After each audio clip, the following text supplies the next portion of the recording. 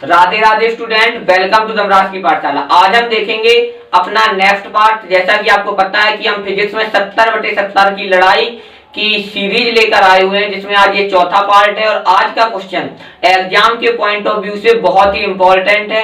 अक्सर कर ये एग्जाम में 12th एग्जाम में ये क्वेश्चन देखा गया है, इसलिए आज हम इसे डिस्कस करेंगे। आप लोगों को भी पता है कि गॉस की प्रमेय से कम 8 से 10 नंबर के क्वेश्चन आने हैं। तो गॉस की प्रमेय का जो बेसिक पार्ट था, या अर्थात क्या नाम है, वैद्युत फ्लक्स, उसे हम शॉर्ट वीडियो के थ्रू आपको प्रोवाइड करा चुके हैं। तो आज हम देखेंगे गॉस की प्रमेय। आखिरकार गॉस की प्रमेय होता क्या है। तो most important for 12th exam 2022 student, Gauss नामक जो वैज्ञानिक थे, इन्होंने गॉस की प्रमेय दी थी। और गॉस की प्रमेय केवल और केवल बंद पृष्ठों के लिए ही लागू है। कब लागू है? केवल और केवल बंद पृष्ठों के लिए। जहां पर साधारण नियमों द्वारा वैद्युत क्षेत्र की तीव्रता तथा वैद्युत बल को ज्ञात कर पाना कठिन होता है, वहां पर हम गॉस की प्रमेय का यूज करते हैं। ठीक है, तो गॉस की प्रमेय की परिभाषा क्या हुई स्टूडेंट? किसी बंद पृष्ठ से निर्गत कुल वैद्युत फ्लक्स आवेश का 1/ε0 गुना होता है।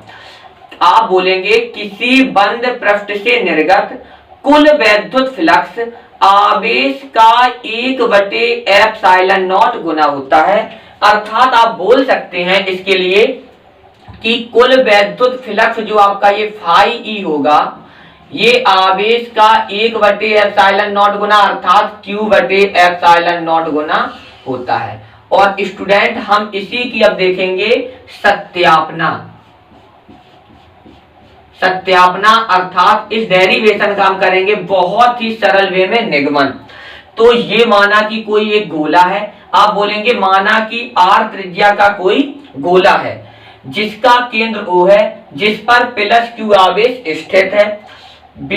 केंद्र से R दूरी पर कोई बिंदु P है। यहाँ पर जो dA वेक्टर है ये गॉसियन पृष्ठ है, और जो E वेक्टर है वो वैद्युत क्षेत्र की तीव्रता है। ठीक है, आप बोलेंगे गॉसियन पृष्ठ से निर्गत संपूर्ण वैद्युत फ्लक्स।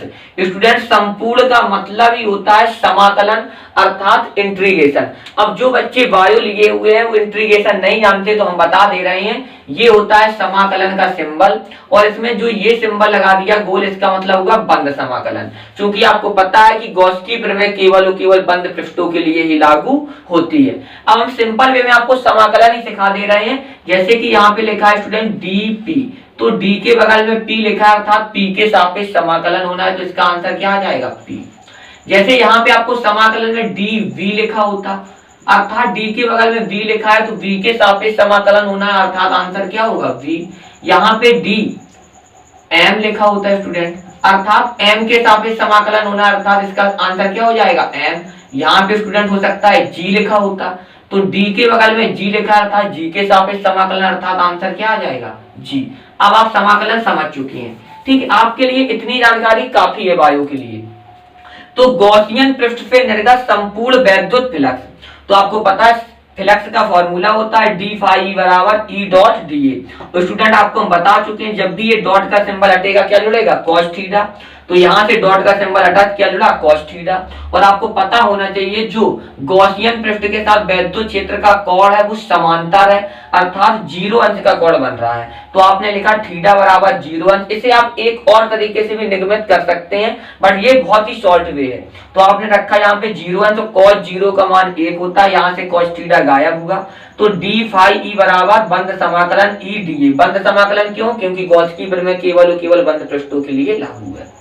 तो आपने लिखा यहाँ पे E के साथ तो D लिखा नहीं है, जिसके साथ D लिखा होगा समाकलन केवल उसका होगा, तो E बाहर आ गया, तो d phi E बराबर बंद समाकलन dA। तो यहाँ पर देखा आपने D के बगल में क्या लिखा है? phi E, तो आंसर phi E। यहाँ पर D के बगल में A, तो आंसर A।